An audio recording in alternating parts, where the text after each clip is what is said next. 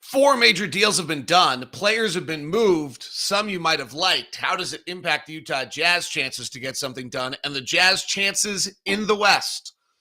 Who's out there that would actually finish a playoff game for the Utah Jazz? And no, they're not idiots. It's all coming up on today's edition of Locked on Jazz. Pow.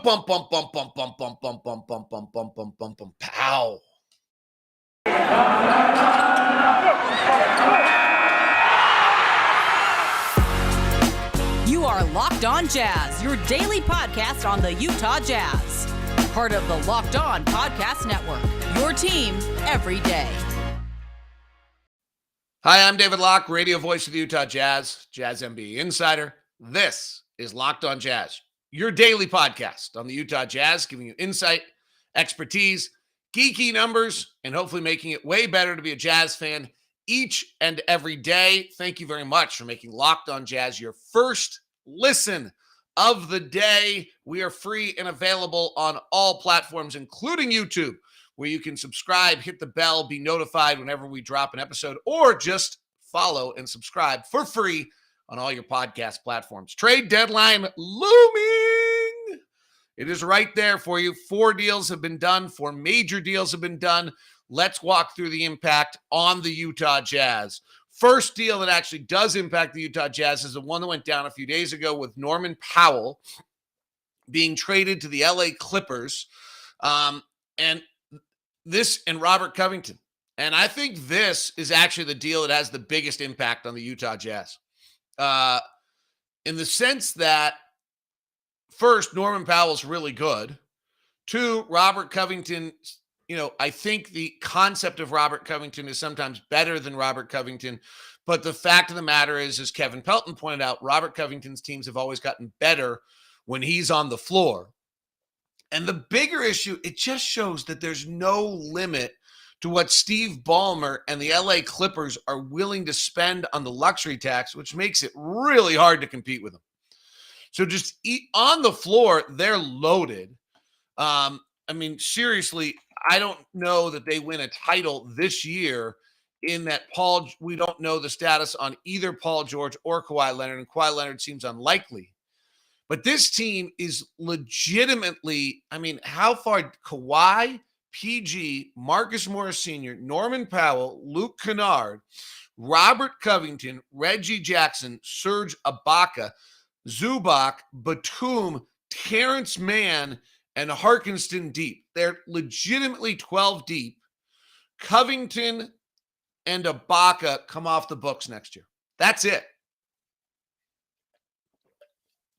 So the Clippers really made a trade that impressively to add Norman Powell to the mix of what's a pretty perfect roster. He's a little smaller than some of the others. He can score a little. He takes the burden off Kawhi and PG. Obviously, their future is whether or not they get Kawhi and PG back, and they're $31 million over the tax line. Like, it's an $80 million to $100 million tax bill at some point. And Ballmer just doesn't care. And to me, that's the move that, from a Jazz fan, should actually rock your socks a little bit, because that's one, it made the Clippers better, who feel like they're just lingering out there either for next year or this playoff run. And 2, it is a case in which they're just, frankly, they're just blowing up the system in a way that makes it difficult. And they got good players. Like Robert Covington is 6'9", long and good. Norman Powell's really good. They got good players. We've looked at them, and the only player that I think semi-available would be Luke Kennard, who's like the one non-athlete in the whole mix and match. Sacramento probably is not trading Harrison Barnes unless they get a player that helps them win in yesterday's deal. This is one where the Joe Ingles injury is probably hurting the Jazz. Tyrese Halliburton got moved. They don't really have true back ball handling. Joe Ingles not injured right now. You might be able to pull a deal for Joe Ingles for Harrison Barnes. But the Sacramento Kings do not, from their move yesterday, would lead me to believe that they are not interested in just a contract. They don't have any shooting, so they'd be interested in some shooting and some ball handling, and Joe Ingles would match relatively perfectly on Harrison Barnes if, in fact, they were trying to move Harrison Barnes, which I'm not sure they actually ever were. They never have. And you would have to add another player in, so the Jazz would probably have to throw in maybe even Royce on that deal to get to $20 million, or to Rudy Gay. And Harrison Barnes, based on the trades yesterday, doesn't fit great because of the fact that he is really a better power forward than a small forward statistically. And I'm not entirely sure what Sacramento's doing with Domantas Sabonis and Richaun Holmes right now. Holmes at $10 million is such a great contract. And Sabonis, frankly, at $19 million, such a great contract.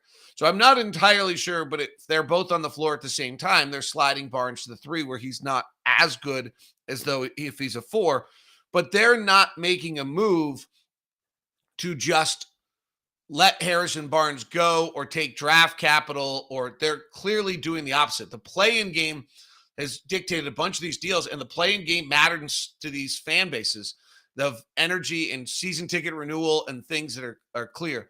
Harrison Barnes at 20 would have to be Joe Ingles and maybe Royce O'Neal at $21 million. If you're trying to give them some quality, or it's Jordan Clarkson and Royce O'Neal for Harrison Barnes. Royce is pretty valuable to us, doesn't use a lot of shots, is a great defender. I'm not, neither of those two scenarios to me just made us get a great deal better in that answer. So I do think the impact is that, hey, they traded for Sabonis to win. They traded for Sabonis to get into the play-in tournament. I don't think they're actually idiots like everybody else thinks. I'll get to that in a second. And while Barnes doesn't fit great, they're going to be looking for something that actually moves the meter to make them better, to add Harrison Barnes that better fits their roster. And so I think that, on that end. The Pelicans, we looked at, and when we talked about the Pelicans and players that the Pelicans might move, the player we talked about really was Josh Hart, who they just moved. Otherwise, there wasn't really anyone on that roster that we necessarily thought was someone that matched the Utah Jazz. So now you have Josh Hart at $12 million with his funky contract on the Blazers. The Pelicans have just made their move to try to make their plan. They're the ones I actually think is more suspect trading yesterday than the criticism Sacramento's received. But I just don't think any of these GMs are idiots. I think that kind of Twitter versus superior attitude of fans over GMs and we know better is just so stupid. Because there's just no way it's true. And these guys are been in this for a long time and they know what they're doing. So, there's probably, I'll get into why bad moves are made and what creates them. Josh Hart's interesting. He's still sitting there at $12 million. But there's no reason, again, here now, why, unless we're giving up massive or significant draft capital, which we just don't have a lot of, the trade Joe Ingles for Josh Hart works just fine. Joe Ingles' contract for Josh Hart works fine and probably makes us better. And I like Josh Hart, and I think he's perfect next to Donovan. There's all sorts of things I really like about Josh Hart. I might even make an argument, by the way, that I think that Josh Hart's better next to Damian Lillard than CJ McCollum. Like, I'm serious. I know that sounds crazy, but part of me thinks that actually Josh Hart next to Dame Lillard for 36 minutes a night would have been better than what CJ McCollum did all those last years, despite the fact that he scores 20. But I have crazy thoughts that I'm willing to have because I don't have to worry about the Twitterverse ripping me apart because I actually have a pretty good job and feel comfortable in myself. So I'm willing to say silly things like that. But I actually believe it. I actually think Josh Hart next to Dame is like a perfect piece. Great rebounder, good defender, not as good a shooter as you'd want, but decent, attacks the basket hard enough that on a swing, he could actually get to the basket, moves it well enough, plays really hard. Like, I think it'd be great.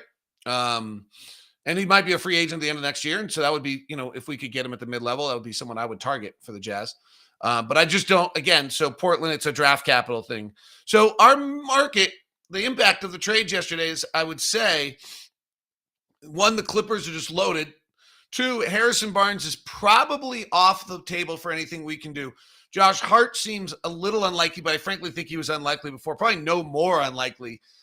Though New Orleans was, again, looking for a player. Like if they suddenly thought Joe Ingles was a better player for them to make the play and they could get some minor draft capital, it's there. The final one is, on the Blazers, what are they doing with Dame Lillard? Everyone has their Dame Lillard fantasy with the Jazz. I think it's exactly that. I think it's a fantasy.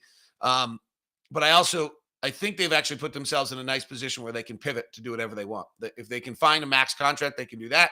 And if it doesn't come together, they can move Dame in the offseason. So they've actually put themselves in a pretty good position. So the impact on the Jazz is the market quieting a little bit, the Clippers going all in, and the Jazz trying to figure out what they can do next, and probably some losing a little, that Harrison Barnes aspect of things.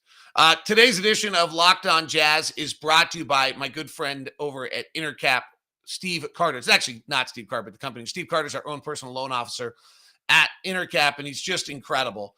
I just love all the reviews I get on Steve Carter and what people tell us, because the guy's just amazing. Whether it was out in Kaysville, we've worked with Steve 3 times now, and I'd say he's the best. His team works tirelessly to find the best rates, reduce stress, and make the process even simpler.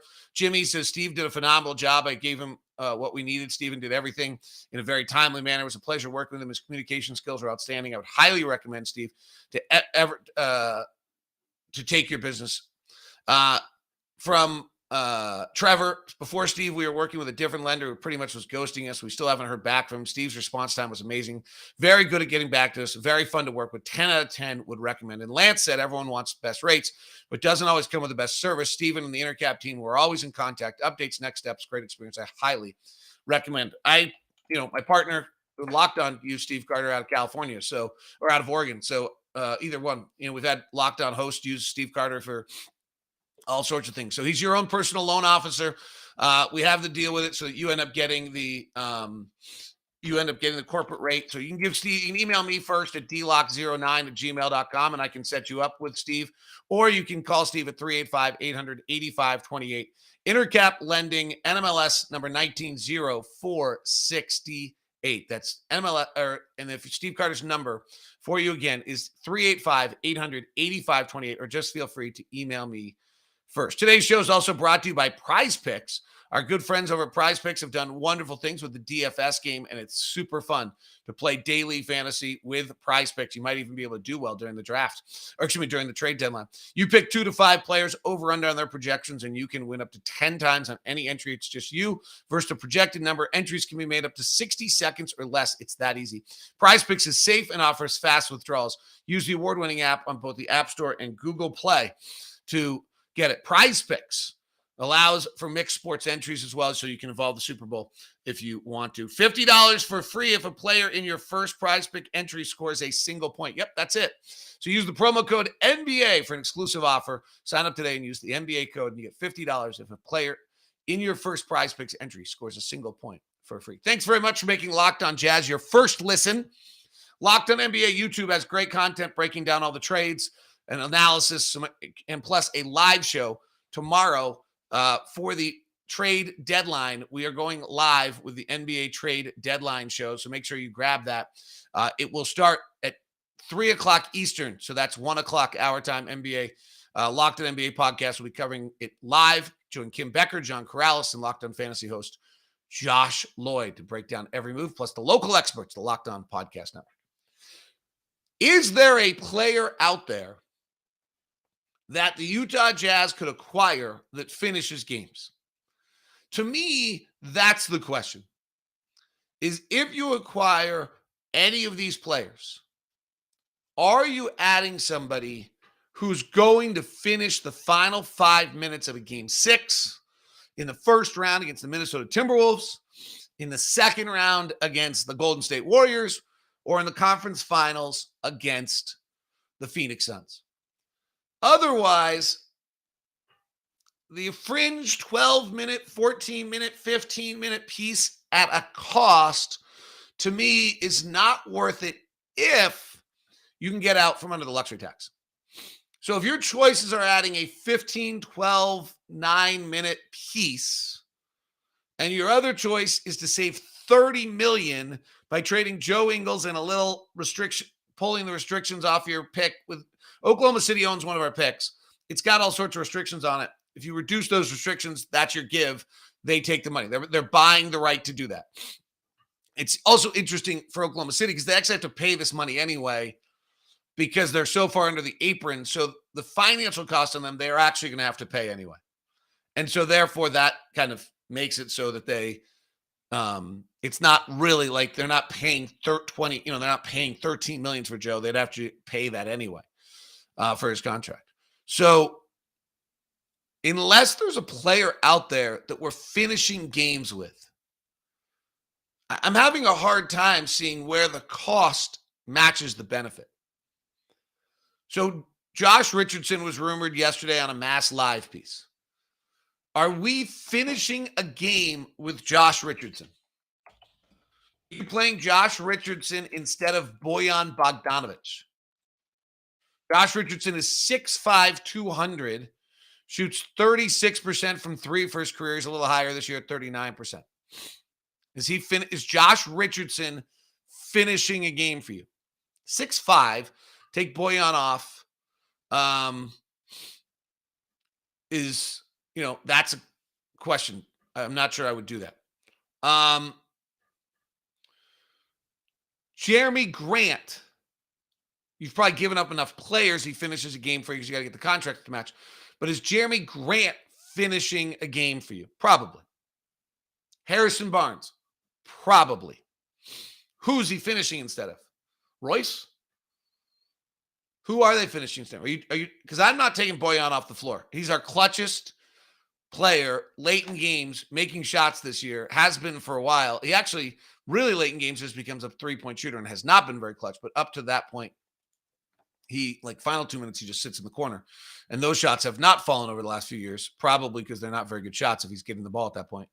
But in the final 5 minutes of a close game this year, Bojan shooting 48% from the field and 39% from three. Like, he's been pretty darn good for us in those final 5 minutes of big games. Last year he was not as good. He was 9 of 34. He only made 1-2 the whole time. So he's altered his game a little bit. He's pretty steely. To me, that's a hard one to take off the floor. He's kind of our heart and soul. Kendrick Williams is like a hot name that a lot of Jazz fans on the Twitter and the blog version, and rightfully so. Long, athletic. Like, what's he playing for us? Is he playing Joe Ingles minutes? Non-ball handling, good energy, big. I like him. $2 million player. Kind of sneak him into that Joe Ingles deal would be great. And on that circumstance, we're not doing it instead of saving $30 million.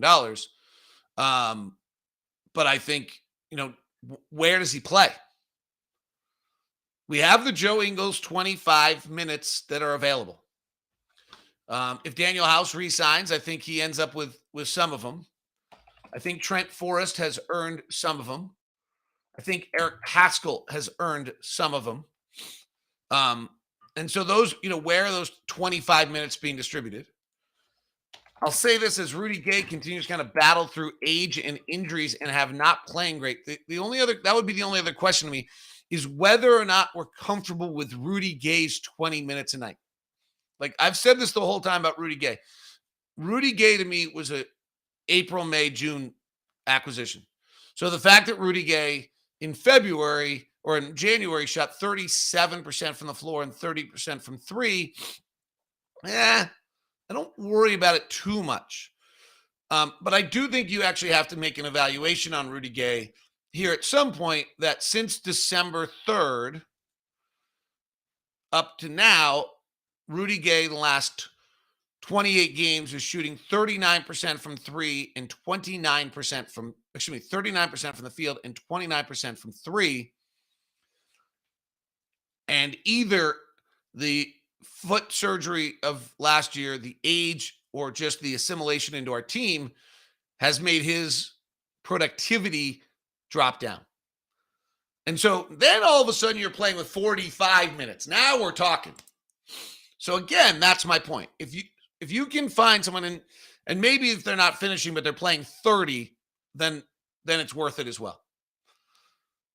Is Josh Richardson at 6'5" playing 30 minutes a night for us? Harrison Barnes, probably, and finishing. But I don't know that he's available. Jeremy Grant, finishing, sure.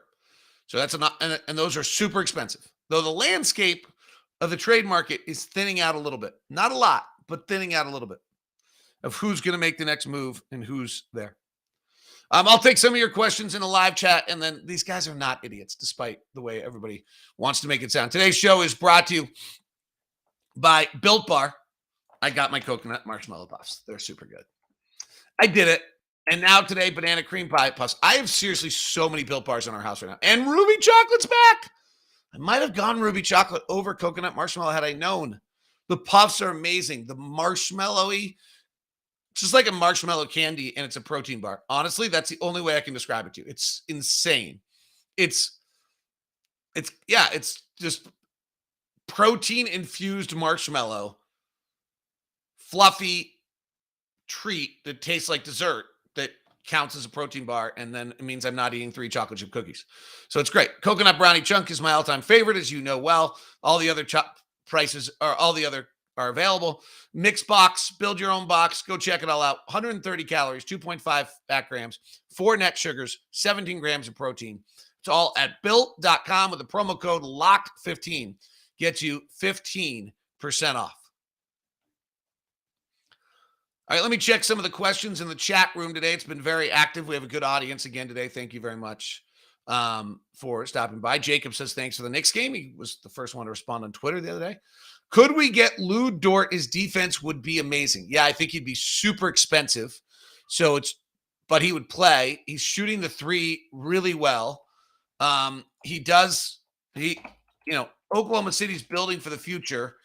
And so if they're going to give up Lou Dort, then,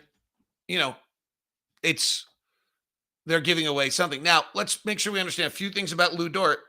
He's averaging 17 false points a game. And what I mean by that is somebody has to score those 17 points. It's a little bit how I'm just not totally in love with C.J. McCollum, and I even wonder a little bit about Tyrese Halliburton's latest push, is that, someone has to score. Dort's shooting 33% from 3. So he's not a great three-point shooter. So again, we get into this question. You can add your wing defender. But if you're taking Royce at 40% off the floor, Boyan at 40% off the floor, now Donovan doesn't have as much room to roll. Mike doesn't have Mike doesn't have enough room to drive. Rudy doesn't have as much room to roll. And frankly, if you have one wing defender out there, I don't get that. If we get one wing defender, they just switch him off the ball all the time, or they go somewhere else. I get it. I've read every national piece that keeps talking about us needing wing defense. We need wing defense, but our whole balance is we're the number 1 offense in all of the NBA because we can shoot it. And we actually don't have, I actually think we need one wing defender if we actually had 2 others. But since we don't have any, really, maybe Royce, and we add 1, I don't know what that does. I really think that's the untalked about item with us, is that we're the best offensive team for a while there in the history of the NBA. We don't have a wing defender. And again, unless you're going to give it to Royce. I feel like Royce does it because we put him there and he cares about defense. But we don't have another guy on the roster who cares about who's first thought is defense. And Jeremy Grant's first thought is clearly not defense. I'm not sure Lou Dort, after scoring 17 points a game, his first thought is going to be defense. I mean, the fact that Royce's first thought is defense is unique to him in and of itself. And so, unless you're playing with Royce, then we're talking. I'm going to play Royce and someone, and this is a good matchup for Royce rather than a bad matchup. The sad thing for Royce, he's a pretty good defender. He has to do everyone. He's not a good defender against everyone. He's a good defender on some. Hayden, who always has interesting comments, says at some point we should discuss the fact that Jordan Clarkson is inefficient offensively and has no business being on the floor because he doesn't do anything else. Overly simplistic, but true. Well, except for the fact that we have seen the most switching defense of any team in all of the NBA. And he can beat somebody off the dribble on the switch. Tonight, he's really valuable. Getting into the Warrior game tonight, they're going to switch on us. The Jazz have faced the most switching defense of any team in the NBA this year, which is great in one level because it allows us to continually try to get better at dealing with switching defenses. But the Warriors, unless Kayvon Looney doesn't play tonight. If Kayvon Looney doesn't play tonight, then tonight's game, I actually think you can kind of just throw it out. I'm not the reason I think that with Draymond not playing, I think is relevant because I'm just not entirely convinced on Draymond. I think that Draymond is a question mark with this back thing for much of the season. So the Jazz are the number one pick and roll team in the NBA again by a pretty decent, hefty margin over Atlanta and then Phoenix and then Chicago and then Golden State. And we run the most picks of anyone in the league. And so the only way that people know how to, the number one way to defend us is to switch.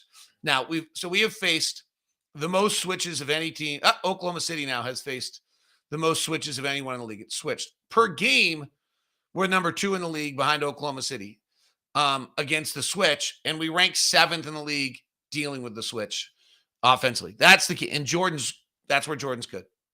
Like I could probably bring up those numbers for you. One note on yesterday. These guys aren't idiots. So let me trade, like Sacramento's just getting panned for trading Tyrese Halliburton. And they gave up a guy they had control of for 6 years who's really good, who's an NBA starter. I don't think he's an NBA all-star. I think the love of him is a little outrageous. But he's really good. And they gave up a really good player. And they gave up a player they had, I think the issue is they gave a player they have control on in a market that's hard to re-sign people. GMs make a really bad move if one of 3 things is going on. Pure hubris. We've seen GMs fall apart due to pure hubris. Fear that they're going to lose their job, so they make a short-term move, and that might be what happened here with Monty Morris. I think that's not Morris is not McNair. Or 3, the owner makes the move. So that's Danny Ainge fleecing Brooklyn. I actually think that this is all Danny Ainge's fault because Danny Ainge actually did fleece some people. So then we started this Twitter narrative that the GMs in the NBA are foolhardy. And I just don't think that that's true at all. Let's walk through the Kings for a second. Was it a good trade? I don't know, but I'm not sure they were in a position to make a good trade. I don't think it's nearly as bad as everybody's saying. They clearly been trying to trade Buddy Hield. They had him under the Lakers. There wasn't like another trade, right? So if they publicly had him traded to the Lakers and then they didn't trade him after that, it wasn't because they wanted to keep him. It's because they simply had no other deal for Buddy Hield in his max contract. So they wanted to get off Buddy Hield's max contract because it's problematic to them and they're not winning and they're like 15 games below 500 and they couldn't do it. They made a run around the NBA clearly with De'Aaron Fox. Halliburton played point guard. He played well. I promise you they made a run around the NBA with De'Aaron Fox and they couldn't trade him or they couldn't get anything for him. So then what are you supposed to do if you're the GM and your team is 12 or 14 games below 500 and you're going to make your next move? Harrison Barnes is not yielding you much. So the first thing, by the way, where I don't think they're crazy is De'Aaron Fox's chances of being an all-star and Tyrese Halliburton's chances of being an all-star, to me, Fox's are better. He's just more skilled. Being a dynamic player that changes who you are, De'Aaron Fox, to me, has got a higher ceiling than Tyrese Halliburton. I could be wrong on that, but that's... So if I'm looking at them and I'm trying to trade either one of them, I'm actually want to keep Fox. I have him under control, and I think he could be great. And they made a mistake this year. They took the ball out of his hands for Tyrese Halliburton, and Fox got less good. So you trade a young stud for probably the best you get, which is an all-star who matches Fox. Sabonis and Fox should work pretty well together. Neither of them are great in pick and roll, but we'll see. Now, how Holmes fits in, I don't know. But it's painful, but it's not idiotic. And clearly they're under immense pressure to win. Pelicans, to me, is the one I would contest more. They have all these draft picks from the Anthony Davis deal. They trade for CJ McCollum, who's nice, scores 20 points a game. They're small in the backcourt. They're going to be terrible defensively, but this is kind of who they are. Unless they're going to be able to use those draft capital to pull off something else. This is a little bit, they're right on the luxury tax. They're Brandon Ingram, Zion Williamson, and CJ McCollum as their team. It's not like it's going to score a lot. It's really good offensively. I don't know how Devontae Graham fits from their signing last year on him, and maybe they figure that out. But I think that one's closer to a mistake. And I frankly think the Cavaliers with Karis LeVert as inefficient is closer to a mistake. So I kind of find myself in the opposite opinion of where most people are. But I also don't, I think Ricky Rubio's expiring contract probably could have gotten you more than Karis LeVert. But they really need a ball handler. They need scoring. He just does it really inefficiently. So it's an interesting kind of narrative that's out there. I just couldn't, I just can't buy this whole idea that the Jazz or that these GMs are just purely idiotic. And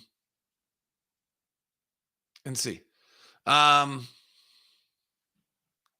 Somebody said, don't you think Josh Richardson could finish over Jordan? Jordan doesn't finish. It's interesting. Jordan's the guy on the chat today that everybody now all of a sudden, like, that's the big move. All right, interesting. So